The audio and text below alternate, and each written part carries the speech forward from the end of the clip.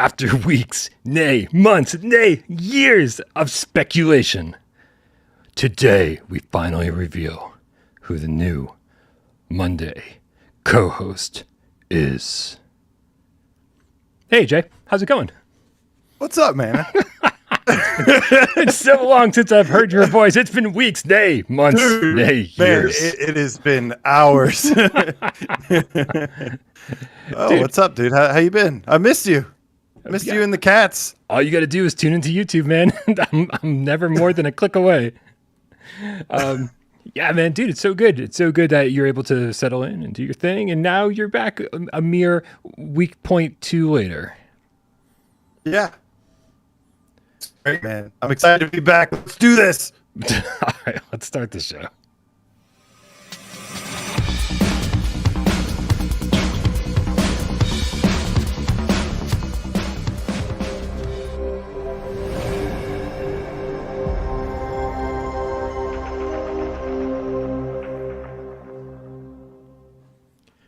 This is PSVR GamesCast Live. We film live every single Monday, Wednesday, and Friday, and bring it to you live right here on YouTube at 6 p.m. Eastern every single one of those days that I just mentioned. We also bring it to Spotify and podcast services of your choice, not nearly as live as we're doing right now. My name is Brian Paul from this channel right here, PSVR without Parole, and this gentleman over here, returning at long last, is AJ from the Underground, PSVR Underground.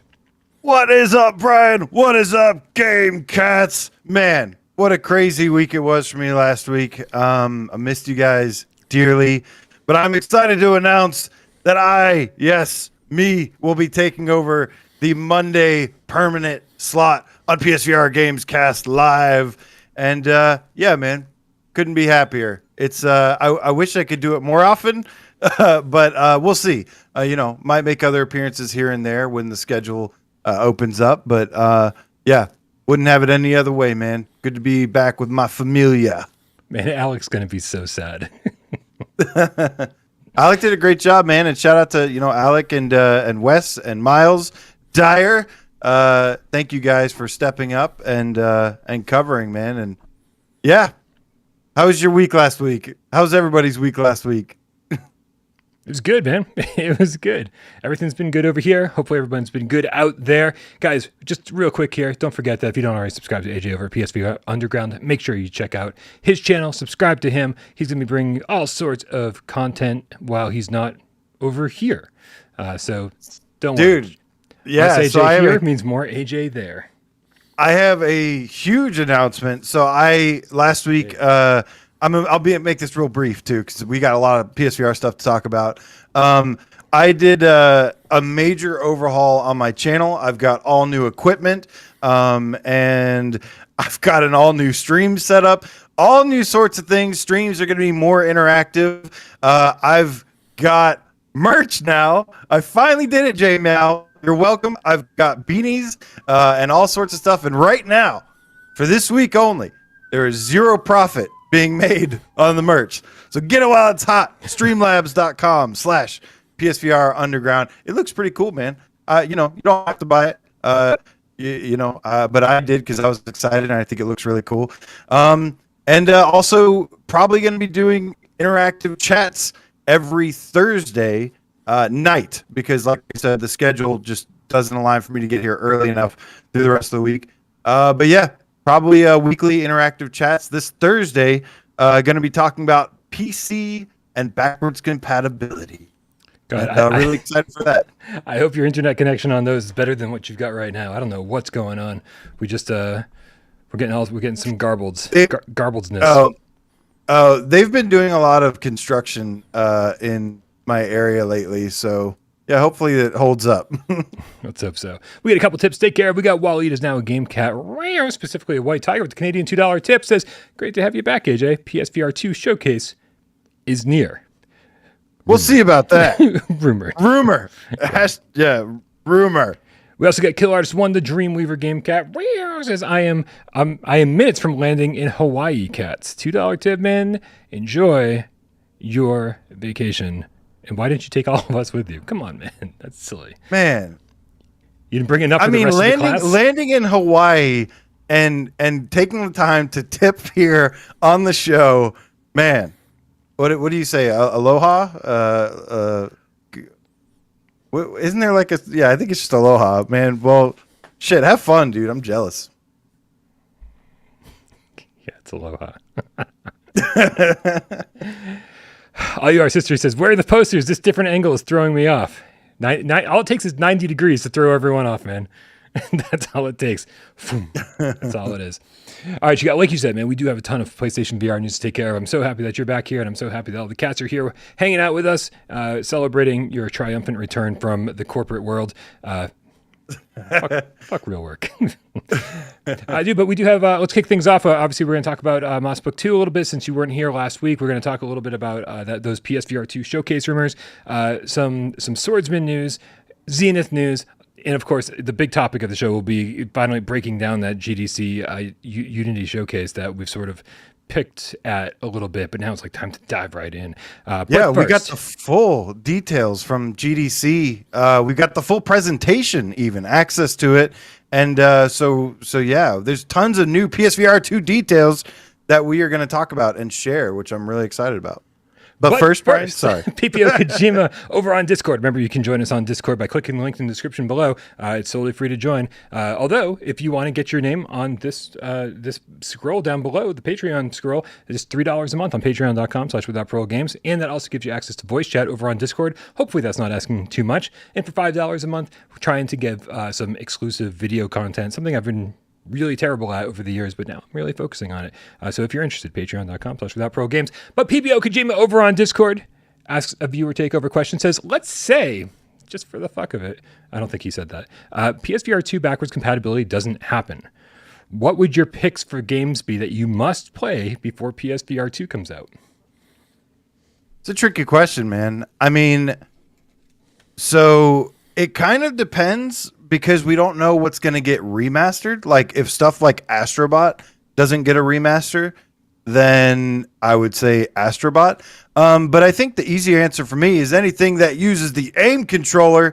So get you some Farpoint in, get you some Firewall 0 Hour, some Borderlands 2, anything. Because that aim controller is probably not going to be used with the next-gen headset. So not unless they make an aim 2 or something. Hello, Tornado. I missed you too. Just and a your heads butt. up. It's Tornado.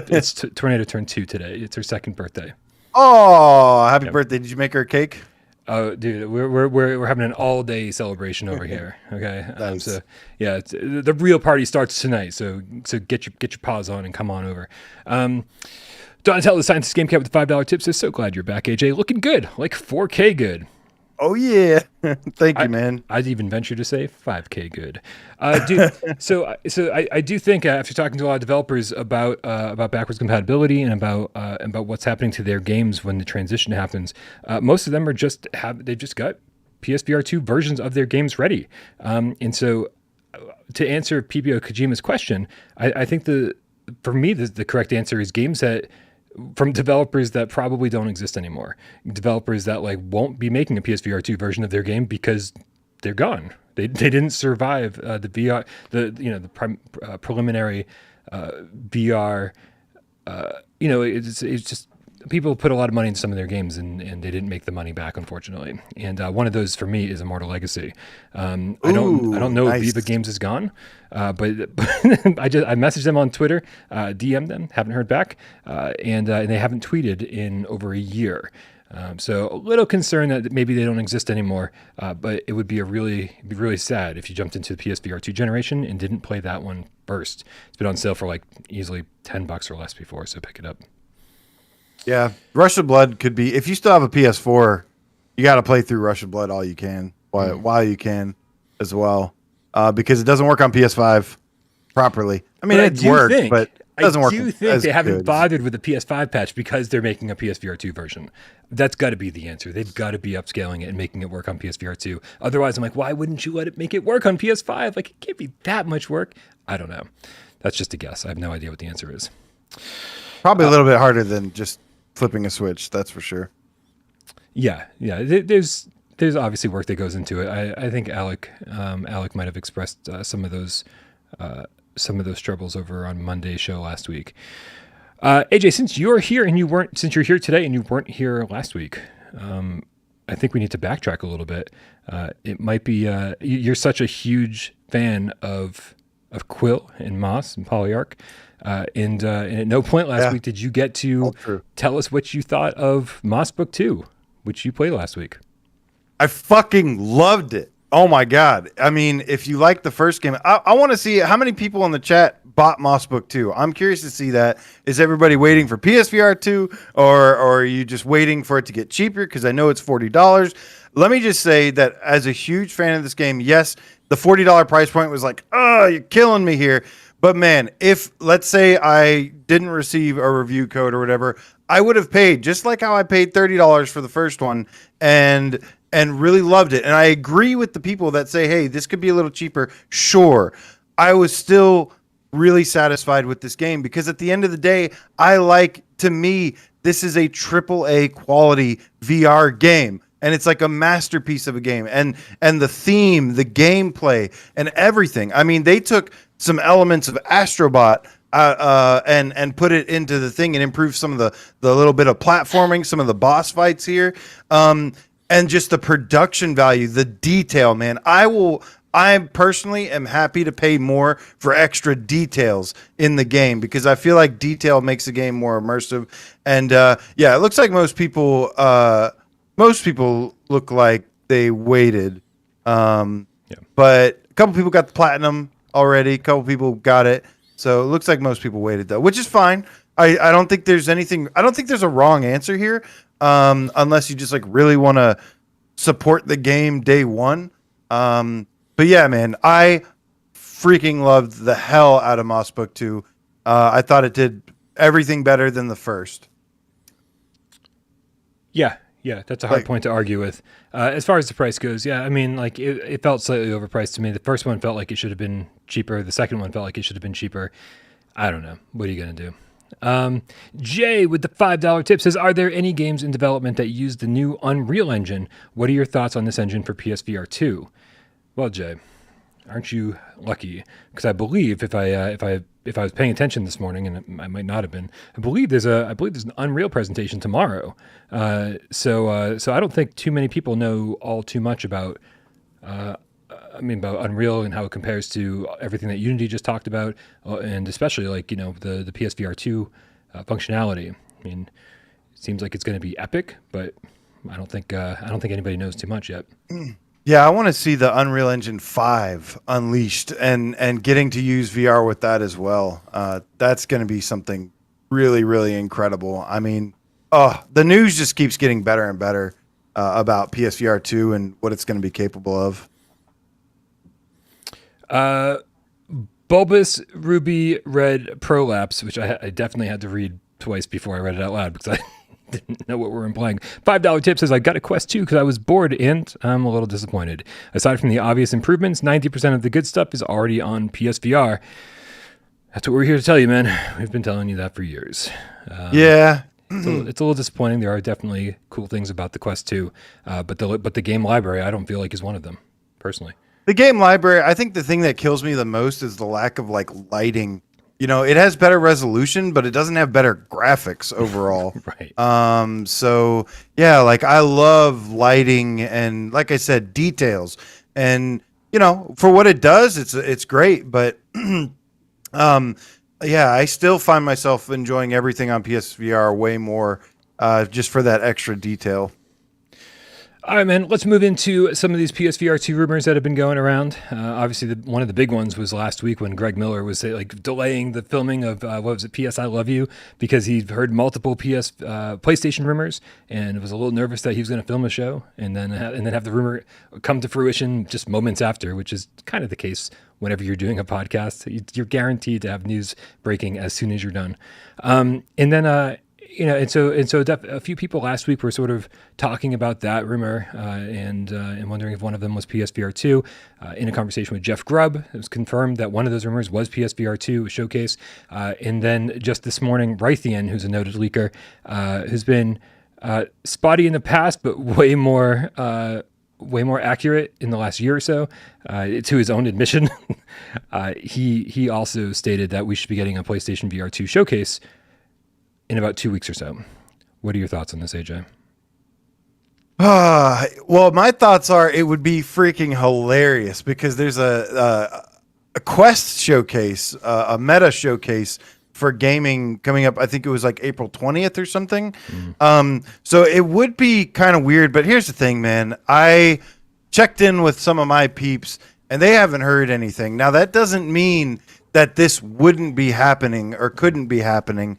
It's just when these people say that something is going down, it's going down. They've been right about everything they've told me for the last year and a half. So I tend to rely on my own people, but there's a reason I haven't been going around saying, "Oh yeah," because I just don't know. And to me, I could see Sony waiting, especially I don't know, the timing just. It is time for them to start rolling out PSVR2 showcases almost at any point, but I just don't know if I feel it just yet. If I feel like they're more inclined to wait than they are to rush a showcase out, and that's just But I haven't heard anything on my end about it.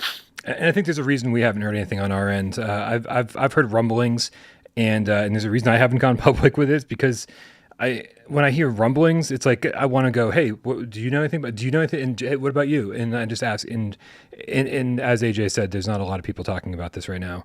And so for me, what it means is that it's not a game showcase. They're not reaching out to developers because this could very well be a Mark Cerny talk. This could very well be some different kind of PlayStation VR2 hardware demonstration where, just like the original reveal on GDC 2014, it is very much a, hey, we're blowing the lid off this thing, showing you what it's capable of, showing you tech demos, God of War tech demos, saying like, this is what's possible with this thing now. I don't think this is the right time for a game showcase, because a game showcase would definitely be like the ultimate hype level, like making everyone go, Jesus, this is incredible. Like look at all these games.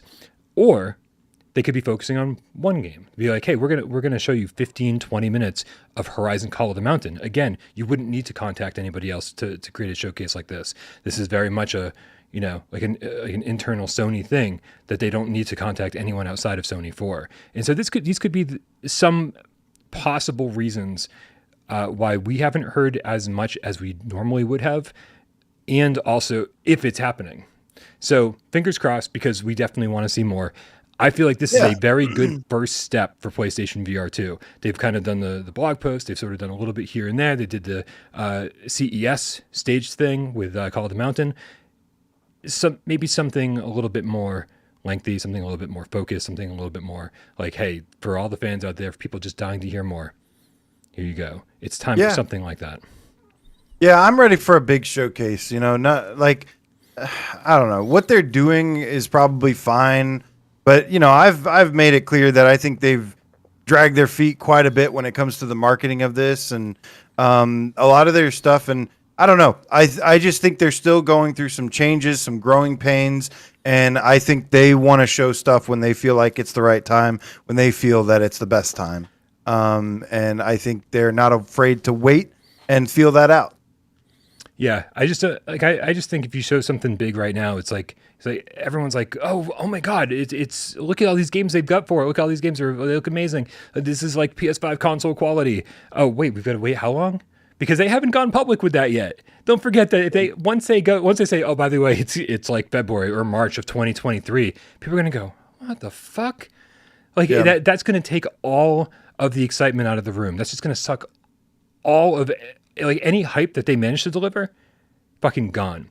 So I feel like they can't announce that until later in the year. And it's probably a good time to do the showcase. Say, hey, this thing is coming out in just 4, 5, 6 months, right? Then Q1 2023 doesn't sound so far away. And they show you like what you have to look forward to. Oh, and pre-orders are up now too. that kind of thing. And so again, I think they have to kind of wait, because once they announce Q1 2023, people are going to go, I'm not fucking waiting a year for this thing. I'm going to buy whatever. I'm going to buy a Quest 2. I'm going to buy whatever Facebook is going to deliver later this year.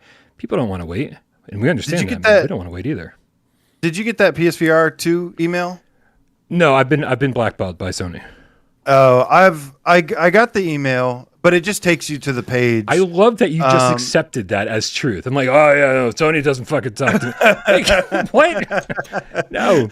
I wouldn't be surprised if you're on their blacklist by now. I'm honestly expecting it. I wouldn't be surprised. But that said, I just said that as a joke. That is not true. The select people they're going to choose to show off PSVR2. I mean, why would they show us? I know we've dedicated our lives to PSVR, but they're going to go with like some rapper or some musical artist or somebody that would just like they would feel would be like, you know, they'll go get Channing Tatum to show the next PSVR 2 off. Are you trying to say I need to get my rap career off the ground? More. You need to start doing workouts on your chin more. And no, I don't know, man. But there's a lot of people trying to make this connection about the emails going out and about the the Play magazine. It's their next month issue. They have a limited edition cover on PSVR 2. While I understand where these people are coming from when they're saying, oh, this is obviously some delayed thing, and it totally could be. I'm not saying it's not. Covering every single last like crumb that they've dropped for us, every last piece of evidence that we have, I'm like, no, there's no connection to this at all. To these emails going out, to the other stuff. I feel like, man, you haven't been covering as close as we have, because every time we've tried to piece together some evidence, it's like no, it doesn't mean anything. Yes, this stuff is happening over here, but there's also other stuff happening over here, and it's just not like some leading up to anything. It seems really, it's just all surprise. Shen Miyazo in the chat says they gotta wait till after the meta event. Surely, I agree with you. And don't call me Shirley. They are really good about going second and just like kind of like being like, you know, they did it with PlayStation 1, they did it with PlayStation 4, and just kind of blew everyone away. Like they said, okay, you just saw what the competition's doing. Now here's what we're doing, and we guarantee you it's better and way more impressive and more of what you want. And I think that's Sony's been really good about that for a long time. And so yeah, I do think if we do get some kind of showcase at the end of the month, I think it's intended to sort of put things in perspective for anyone who was impressed by the Facebook event. I think they'll be more impressed by the Sony event. Well, the good news is we'll get probably some stuff we can look forward to at the Quest event. Oh, I'm totally streaming it. The last time I streamed it, there was like 4 PlayStation VR games, so definitely. It was 6. I was with you. 6. There were 6 PlayStation VR. It was like more with me. You just got here yesterday. That's right. Long time listener, first time caller. Excited to be here. It's craziness. All right, man. We got to move on though, because we got a lot more stuff to talk about. And dude, Swordsman VR getting a pretty massive update next month. It's almost like old news at this point when you say, hey, Swordsman is getting an update, because you're like, yeah, well, no fucking shit, man. They've had like 200 updates. But what does this one entail? Well, the finally the long awaited advanced combat update is coming May 26th, I believe. And they've done a huge overhaul to the mechanics of the game. Alec was on here last Monday, obviously. We saw and he was talking about, he gave us a little bit of tidbits on it. And yeah, now we have a release date, May 26th. Every time they do an update on this game, I have such a blast, and I love to see what they do. And yeah, man, I'm super excited for this update. It's going to I think it's going to make the gameplay more immersive, and that's what VR is all about, man. You know, I have said before that I think what they've accomplished with this game is already a lot, and I think they're building an amazing foundation for the future. Sid Studio in the chat with the 10 Canadian says, AJ, Hart, hope the new job satisfies, buddy. Good to see you back. What up, man? Thank you for covering for me, too. Yeah, man, good to see you guys. But yeah, man, now I want to see, I'll tell you what, I want to see, after playing some Elden Ring in the last couple months or whatever, I want to see Sin Studio make like a Souls game using all this stuff that they've learned. The first person to make a Souls game on PSVR 2 is going to crush it, man. Yeah. And I think they're the ones that I'd like. I mean, that's pretty ambitious. It's pretty ambitious, but I'd like to see it too.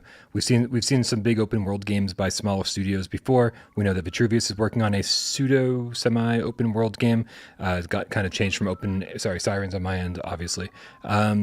They kind of went from a open world game to a open area game for PSVR2, and then we had Separation, which obviously was kind of a barren open world, but an awesome puzzle adventure made by one dude. So yeah, so just because Sin Studio is small doesn't mean like this, they're not capable of making something much bigger. And I can't wait to see what they've got next. But as far as this is concerned, I mean, I was watching Jamie Meow play Hell Split Arena, and just seeing how the characters move so a little more erratically and a little more lifelike, a little more physics, like so kind of like hey, we're trying to show you how wobbly we are. So they run at you and they do all sorts of different motions and shit. And watching him play that, I was like, this is sort of what Swordsman is missing for me. Rather than just like boom, boom, boom, the guys appear and then they sort of like meander towards you. I really think that this is I think that this motion capture shit is going to be really, really good for the game. Yeah, I'm already super impressed with the physics they do and whatnot. And, I'll be honest with you. When so Raytheon, the same guy that said there's a PSVR2 showcase in 2 weeks, he said before it was announced, he said that Sony had acquired a VR studio in Canada. Now we found out that was a different VR studio. I mean, a different studio. But when he first said that, I was honestly thinking to myself, please be Sin Studio. Please be Sin Studio. Because I think them with Sony would be amazing, man. Sony, buy Sin Studio. They should. And make Souls games. It's a lot to unpack in everything you just said. Larry Chu with the $5 tip didn't say anything. Thank you very much, Larry Chu. The other thing that's really interesting about this update is like the AI that's supposed to be able to sort of predict your actions, which I think it'll make the combat a little bit more interesting for sure. If they're already sort of blocking an attack before you've made it, just because like I'm sure the AI is able to kind of read what you've been doing and learn from that. And so if it sees you doing one thing over and over, then apparently I would guess that this would kind of prevent you from being cheap in the game. So anything that makes it a little bit more realistic, anything that makes it a little bit more engaging, I'm totally down for. And but we still got about a month and a half or so before this comes out, right? Yeah. So we'll tuck this in bed for now and come back when it's ready. Nice. Alberto Mopam El Game Gato with the 50 Mexican pesos says, "Sup, AJ?" I just made that voice up. I don't know if he really talks like that. "Sup, AJ?" Glad to see Yo, homie. Glad to see that at least one co-host got out of Brian's well. Oh. It wasn't a well, it was a sex dungeon, which he didn't keep me there for sex. There was a lot of other people in there for that, but yeah. He took good care of me, actually. He gave me the VIP in the sex dungeon. Most people don't get out of the sex dungeon, so congrats on that. I don't know where to go with that. All right, Survivors moving. Let's move along. This is a strange story, but I am curious where we're going to take this. Apparently, the servers for Everybody's Golf, not VR, because VR doesn't have multiplayer, sadly, are shutting down. Yeah, this is crazy, man. Everybody's Golf is formerly known as Hot Shots Golf in America. And honestly, it's a franchise that I have loved since it came out in the mid to late 90s. Whenever that was, I loved the Hot Shots series. I kind of fell off because obviously VR happened in the last 5 years. I still bought it. I just didn't play it.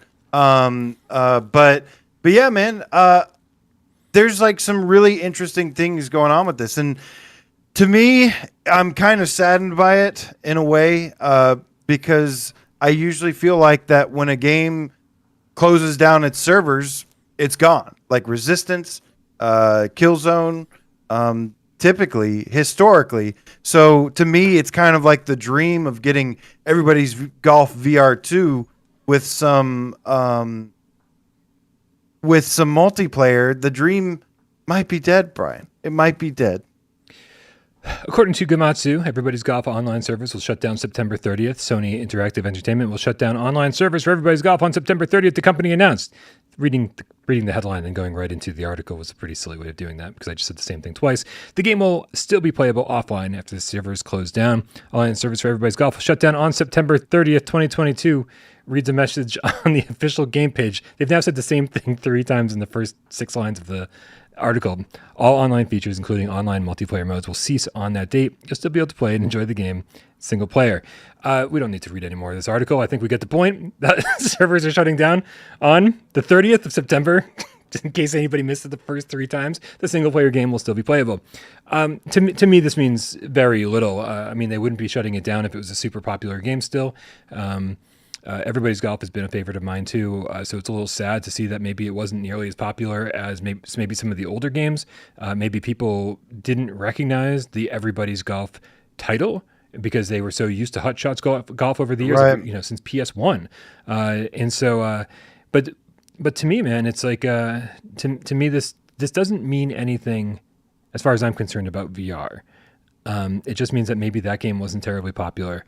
I think they're aware that their VR version would have sold better if they had a multiplayer mode. I think every single review of the game, that was their number one complaint. Be like, I would have fucking loved to play this with friends. Like, why the hell can't? It's the first golf game in the history of forever, with the exception of possibly like, I don't know, some Game Boy game, I guess, that like it doesn't have multiplayer. Like golf is way more fun with friends. Even I play multiplayer on Walkabout Mini Golf on Quest like every other day.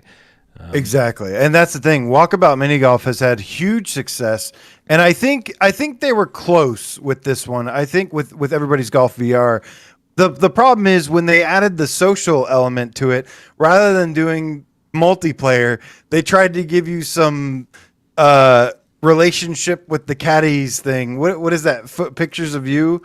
What is that game called? Focus on You. Focus on You, Yeah. where they have this like let's make a relationship where you can't even get really relationshipy.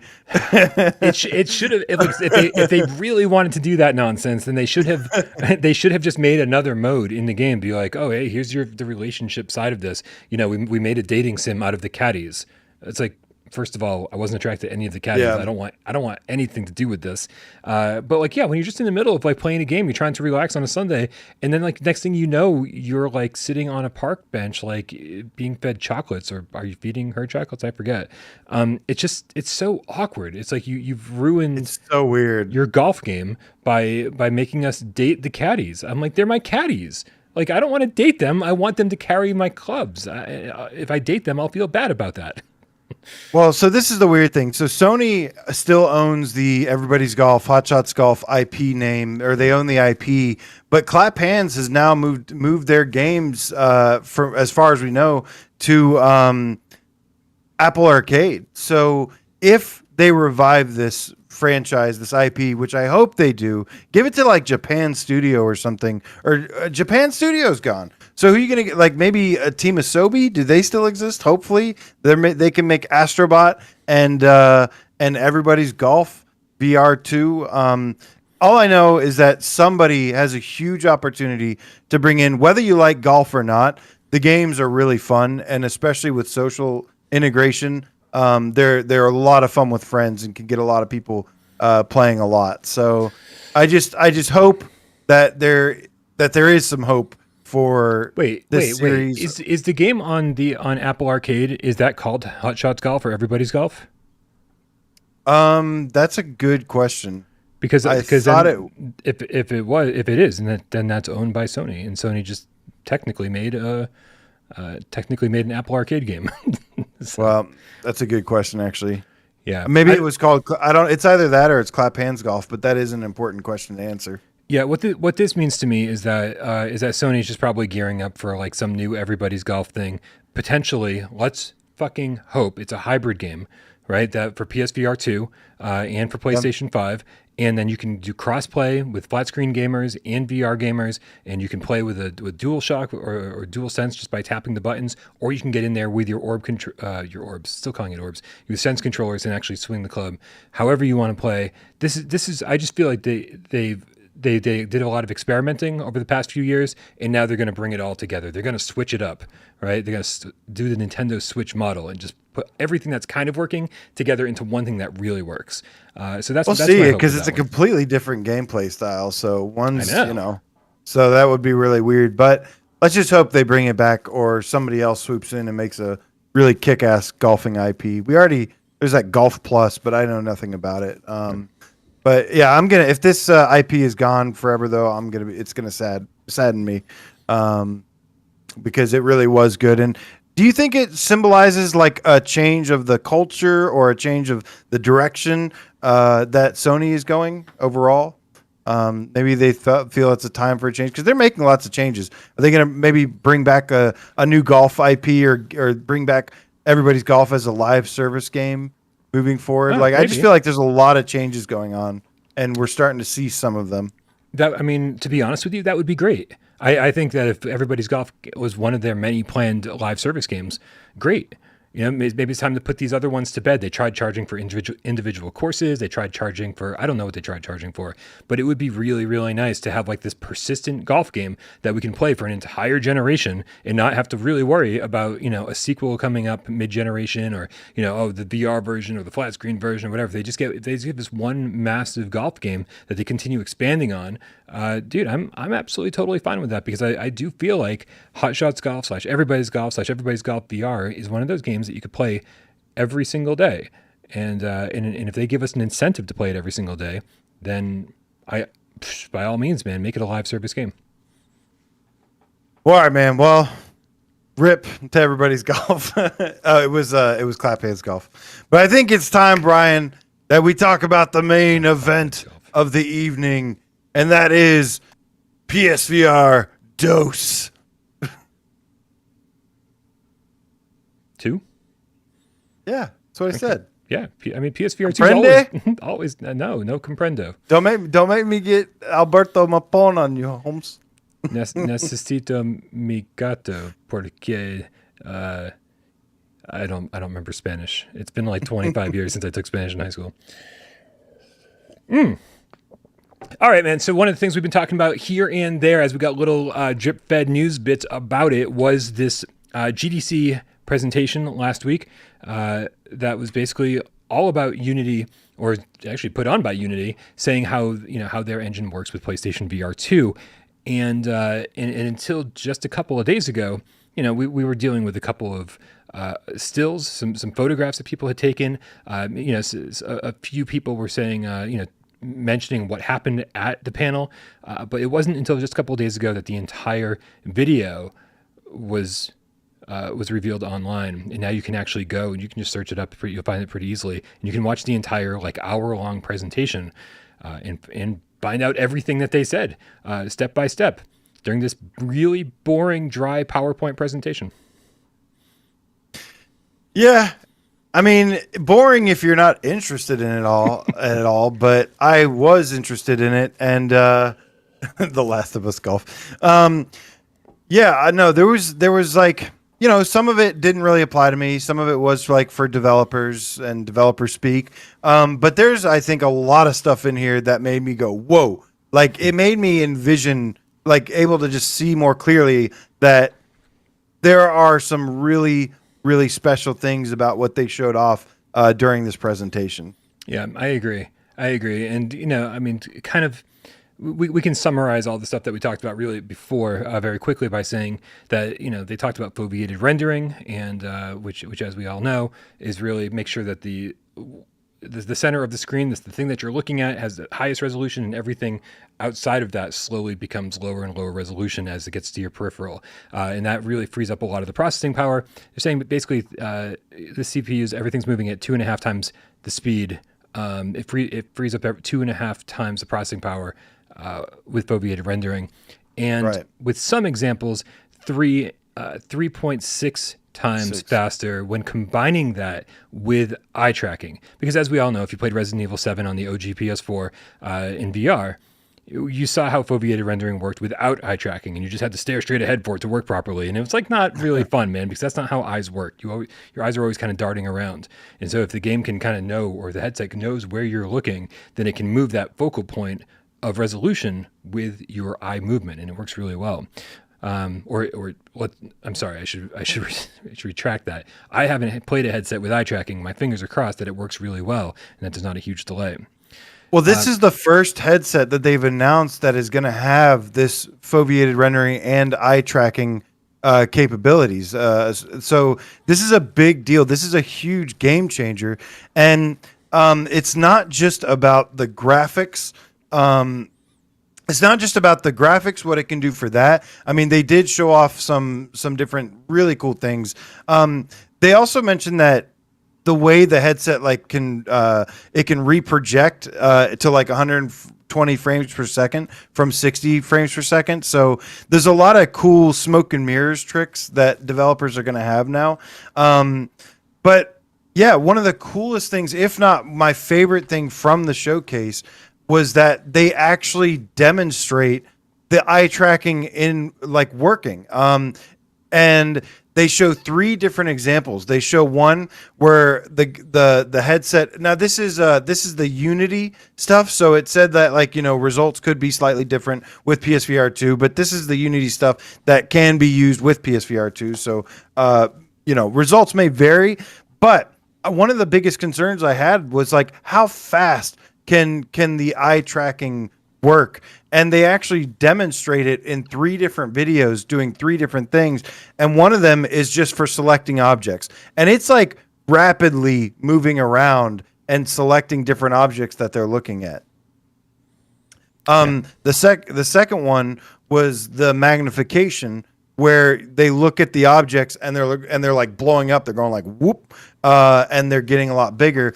And then the third one was actually using it in conjunction with the controllers, and they have the controllers sticking out straight, but then they're looking to the left and they're selecting little tools and buttons, and you see where the controller is, and then you see this line curve a hard left and be able to do that. So that shit's going to be really, really cool. Yeah, I think everybody should be able to understand why this is so important, because we've all sort of just dealt with this VR jank over the last 5 or 6 years.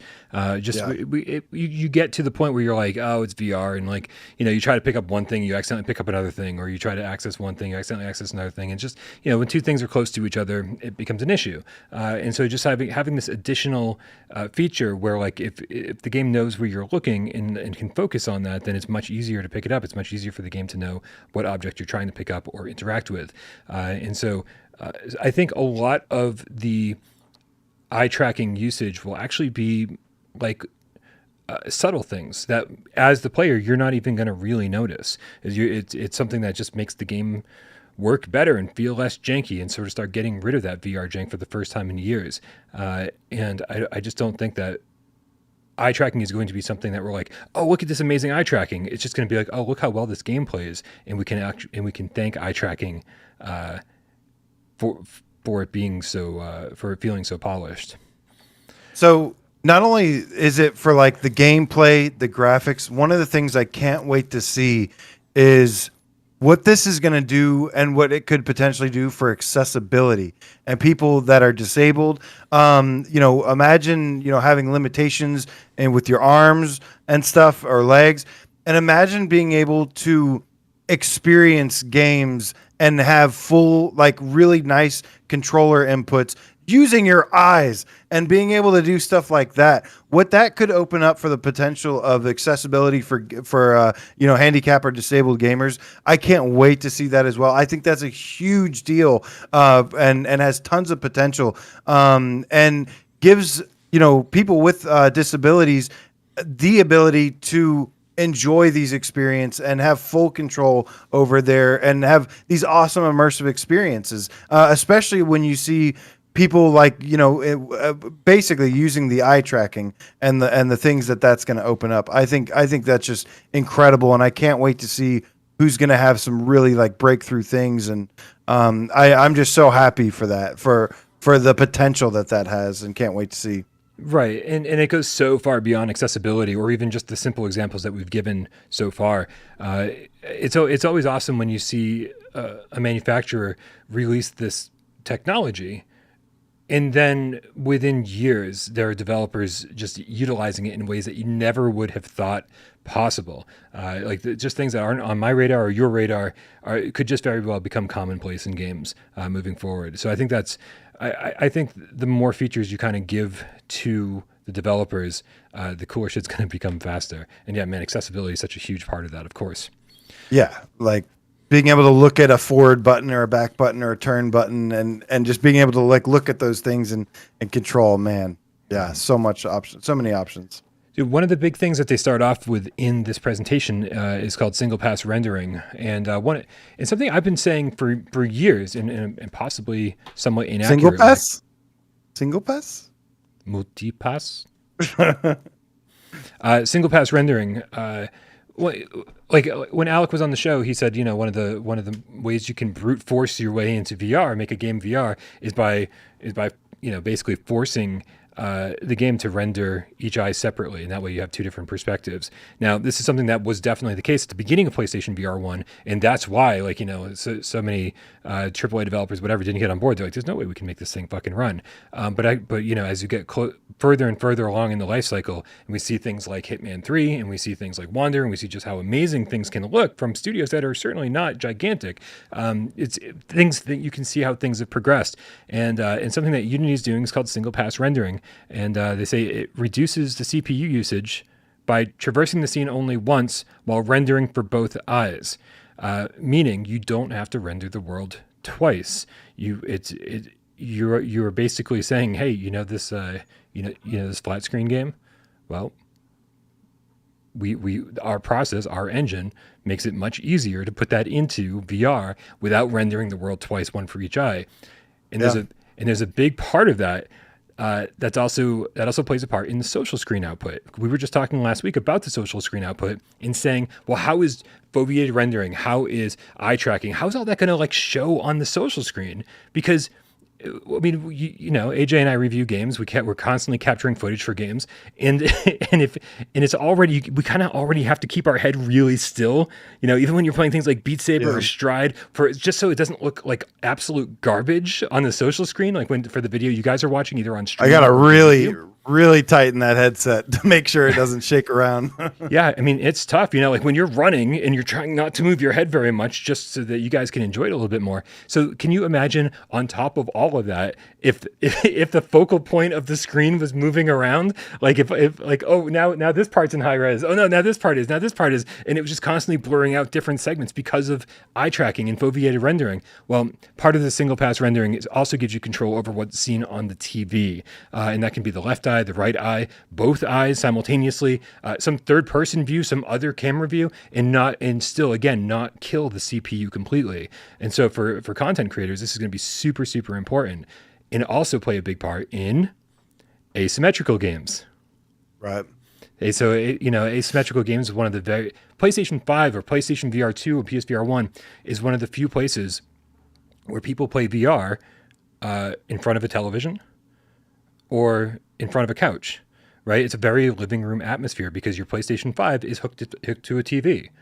And usually in a living room or a bedroom of some kind of area of comfort. And so asymmetrical games are going to be more popular on PSVR because of that, and because of Unity's ability to do the single pass rendering. Yeah, they put an emphasis on making saying that asymmetrical gameplay will have tons of more improvements on PSVR 2, and I think that's going to be something that has yet to really be figured out. We've had a couple examples of games, but if that's something that a developer can crack the code, and you can make fun party games where it actually is addicting and fun and makes you want to come back and do it more. There's been very few examples on the first gen. We've seen a lot more games that have someone in the headset, some people in the room, and nobody ever uses those. But there's been some exceptions. I myself love playing Picture Party VR with my girlfriend. and I know it's like drawing Pictionary with your head, but we have a blast, man. I think it's a really, really fun game. I've played it in the Discord too with the cats. There was another example of a good. Somebody mentioned this too, like the Angry Birds thing. It was good. It was solid. I didn't think it was like the most enjoyable from the flat screen, but that's just because I like being in the VR headset more. But yeah, more ways to interact together with someone in the headset, someone on the thing, that can only lead to good things, because that is one of the barriers that kind of holds some people back, especially people with like a lot of people in their family, a lot of people in the living room. That can be something that holds people back from playing together more often. Yeah. I don't know if you caught this. I'm assuming you did, because I think we were both paying quite a bit of attention when we were watching this. The interesting thing about Unity talking about their engine was saying how specifically on PlayStation 5, it's much more efficient than the engine has been prior on other platforms. And so this isn't related to foveated rendering, this isn't related to eye tracking. It is just their engine being way more improved and way more optimized for PlayStation 5 specifically, saying the frame time for the GPU became 14% faster on PS5, and the CPU main thread performed 32% faster. And so again, like, you start doing math and you start saying, okay, well, so their engine alone on PlayStation 5 is better than it's ever been, and you're getting all these improvements. But then on top of that, then you add foveated rendering, then you add eye tracking, then you add whatever else, single pass rendering. And it's like, holy shit, man. It's like 4K games, here we come, baby. Like in not 4K like Quest 2 games, like 4K beautiful PlayStation 5 console quality experiences. Like we were talking true next gen graphics when you start combining all of these things. Pretty fucking revolutionary. Games that look more in line what PS5 games look like in VR. That's going to be crazy, man. I mean, with all these tools, they're certainly making it sound like, and they're demonstrating here that is not just like a dream, but like something that could actually happen and likely is going to. Yeah. We're kind of jumping all over the place, AJ. You take the lead. Where do you want to go with this next? Shoot, man. I don't know. I mean, by all means. Well, they did, some of the stuff we've touched on before, the 4K, being able to have 4K gaming, but with the high frames per second. Mm-hmm. And, they did talk a little bit about the haptics in the headset, that they want to be able to, like simulate like head collisions and stuff. And, I thought that would be, was an interesting conversation. He was talking about, I remember him saying something about like, being like submerged in water or coming or surfacing, mm-hmm. and like imagining like popping your head out of the water and feeling like the water drips, that combined with the visual of the waters on the lens and then like your headset vibrating a little bit. Yeah. Just a lot of different examples, and they try to give some examples, but they also are encouraging developers to do to get creative with it. But yeah, man, there's just so many possibilities. And oh yeah, dude, explosions out in the distance would rumble like sliders. Explosions closer to you would be much more intense. I do. One of my least favorite things about VR games, I mean, I've got a list, but one of the things I hate is when the game thinks you're putting your head through the wall, and instead of just being like, don't do that, or I hate when it pushes you away, or I hate when the screen goes black. They're saying that like a very very effective means of keeping person in the play area is by just giving a little thunk, like when the player hits the head on the side on the wall, like thunk, like, and they say a little impact like that is enough for people to go, oh, I didn't realize I was so close to the wall, like your virtual wall, right? Because I mean, because that's all you really need, and I think that's going to be way more effective and like way less immersion breaking than like making the screen go black, or suddenly you slide into the room because you put your head against the wall. I fucking hate that so much. Yeah, I like how they said that they experimented with the headset vibrations first as a comfort thing, as to help with maybe motion sickness. And then they're like, but then we figured out it's also really like fun and immersive as well, and made for, now we can make explosions that you can feel from like a distance or from close up and different things. And I was like, yeah. So it will be interesting to see if that actually does help with comfort as well. I could totally see that being a thing.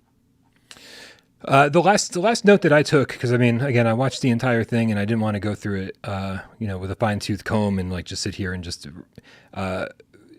regurgitate it all for you guys. The last thing I found that was super interesting was when they were talking about the controllers themselves and how the adaptive triggers are going to be so effective in VR. Now, obviously, if you played played PlayStation 5 games already, if you played Horizon or Returnal or whatever else, you've already experienced some very cool moments with the adaptive triggers. What I loved hearing about was how if you have a bow and arrow and you want to simulate the tension on the string, what the fuck is it called on a bow and arrow? Just a bowstring. The bowstring is a string, really? That's it. So yeah, you pull back and like obviously they can't make your hand. They can't pull on the player's hand or push the player's hand. But what they can do is when you're holding down that trigger, they can fight against your finger and make it, actually like cause like some fatigue where you're like, oh man, like, I better take this shot because this is like pushing back against. And so you sort of get this almost like a workaround sense of immersion by saying, okay, even though we're not pulling your hand, we are pulling on your finger, and in your head, it could be a very, very similar experience. And I think that's going to be amazing, because I was in my head, I was always like, yeah, like everybody loves bows and arrows in VR games, but there's always something missing, and I think this could be the thing that was missing. Yeah, I mean, the crunch of the adaptive triggers, that's what I always call it, the crunch feeling, I've always loved, and I do think it makes it more immersive. I think Returnal is one of my favorite examples of this. I love the way Returnal just takes advantage of all the PS5 features as much as possible. But yeah, he actually gave a warning saying that, while this is amazing, he actually warned developers, maybe you don't want to go too crazy with it because it can cause the fatigue that you mentioned. I'm usually like the kind of player and it was interesting that they mentioned a couple things. He talked about rock climbing in Horizon Forbidden West, and then he talked about, I think, machine gun fire in Rainbow Six Siege. And I'm like, I wonder if he's talking about these for like a reason specifically, like if there could be, we already know that there's a Horizon Call of the Mountain on the way.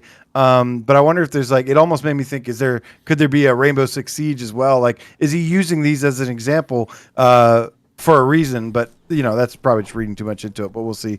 But yeah, I love these features. I think they do add a lot for immersion and fun gameplay. And I'm sure there'll be an option. Developers will have the option to turn it off, turn it on, make it a high intensity, low intensity.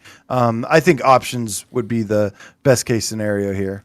Yeah, it was fun to see them warn about fatigue, and actually like, if you have big climbing sections, this might just wear the player out. I was like, that's pretty cool, man, because we're a bunch of gamers that like to be worn out in VR. So having the potential just come from the controllers to be worn out, like, I mean, obviously it's different than sweating and shit, but still, I like the potential of all that being there for sure.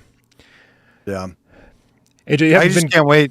I can't wait till they use the eye tracking to give you your jump scares and stuff. Or there's a lot more they went into here. I know we're running out of time here, but they did talk about a little bit more about like being able to check the pupil diameter and being able to do things like change an environment with the blink of an eye, or like staring at NPCs and they react to it in a certain way. At them. Yeah. And obviously when we play multiplayer games, we're going to be able to like wink at each other or make like wide-eyed expressions and stuff. And then, when you talk, they can have the avatar mouth move. So it's just going to open up a lot of stuff. That's going to be really cool to see. AJ, you've been gone for only a few months, but hopefully you haven't forgot how to play PSVR 20 questions. Like, yeah, I know. No, felt like a long time, man. Felt longer than a week, that's for sure.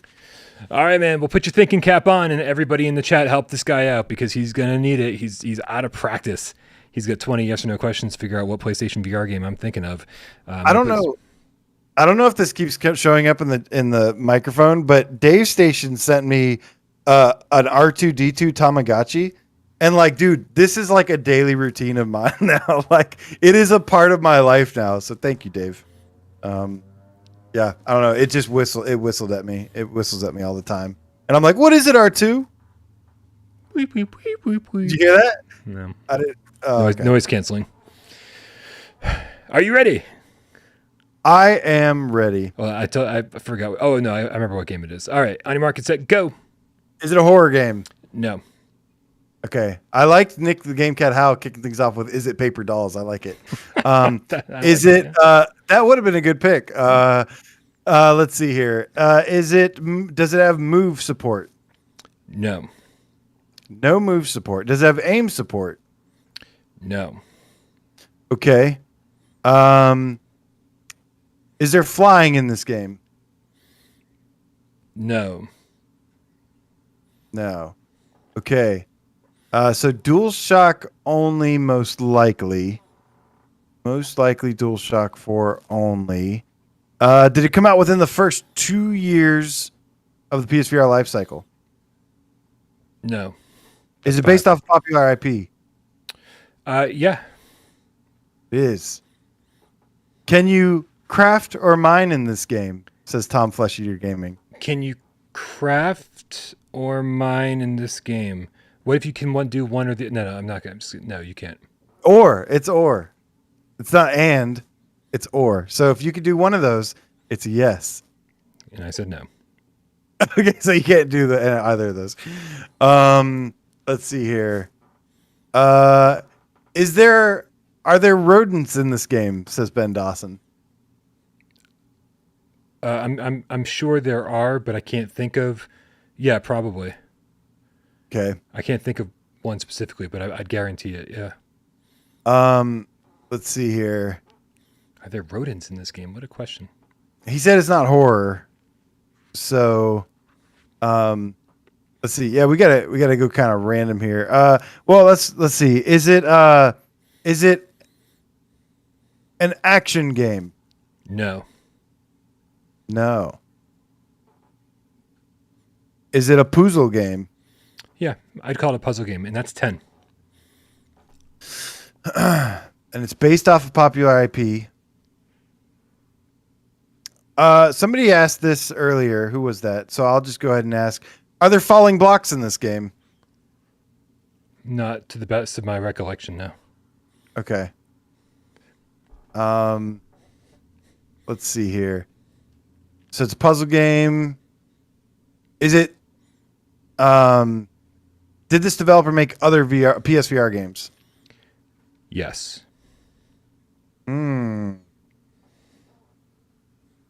Is it based off a movie? Not based on the movie, no. It's not based on a movie.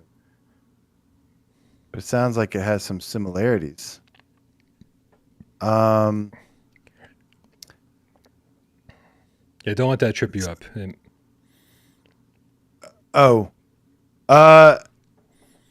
Let's see here.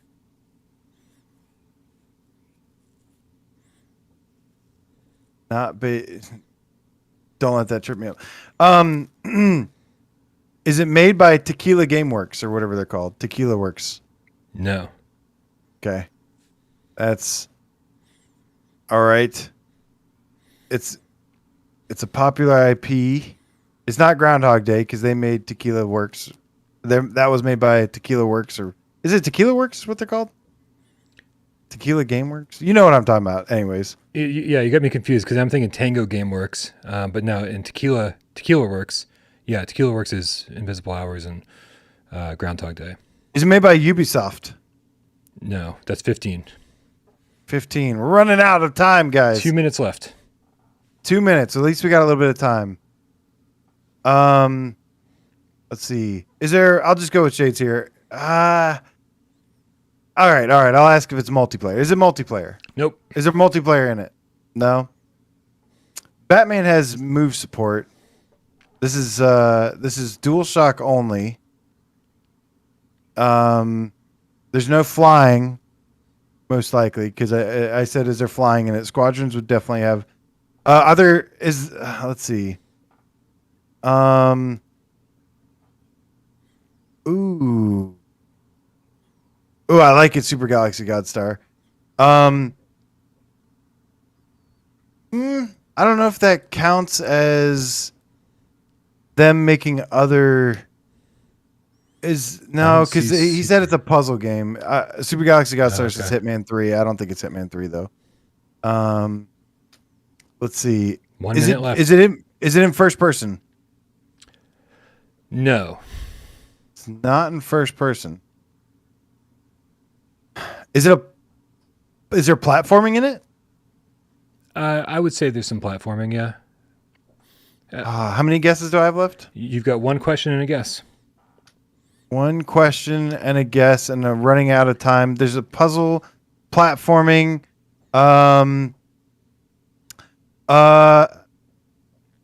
Does it have simple looking blocky or simple? I don't know. Does this game have a simulated Game Boy in it? It's not Pixel Rip, no. Well, I was thinking Along Together, but it's not Along Together. You got to guess, and you only get 10 seconds. I was thinking. Let's see. Is it Kittened? It is not Kittened. It is instead. It could be Psychonauts By Cortopia Studios. Oh. Down the rabbit hole based on a very popular IP of Alice in Wonderland. I hate this game. Not based on the movie, but there was a movie. The movie was also based on this.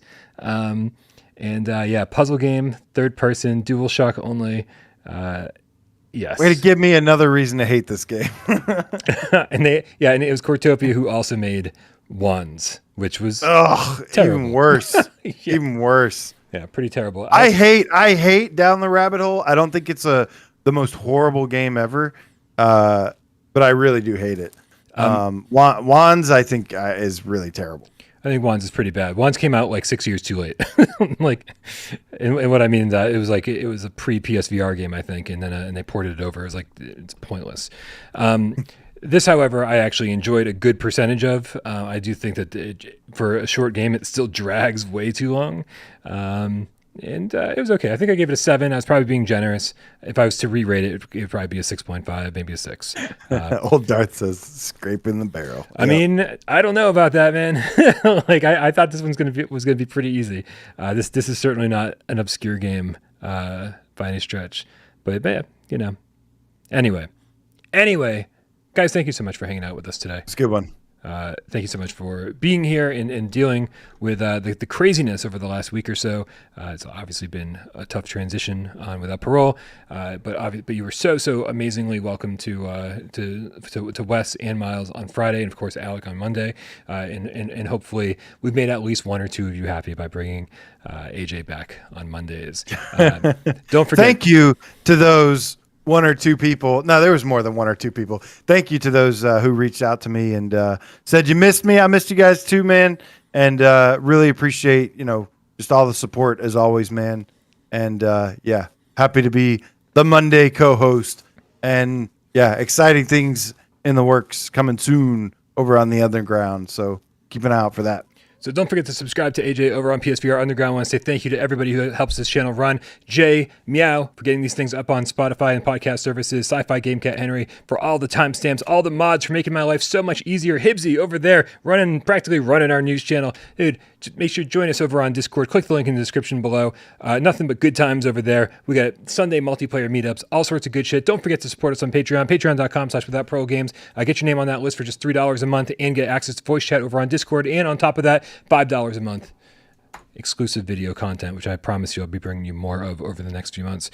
As I love you guys so very much. Thank you to everybody who hung out during the chat today. Thank you to everybody who donated. Thank you to everybody who helped AJ on PSVR 20 questions. And thank you to everybody who sat back and watched the show and didn't say a goddamn word.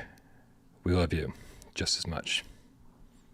AJ, are you ready to retake your rightful throne So I chew got the to cat. because y'all are so bad at it without me.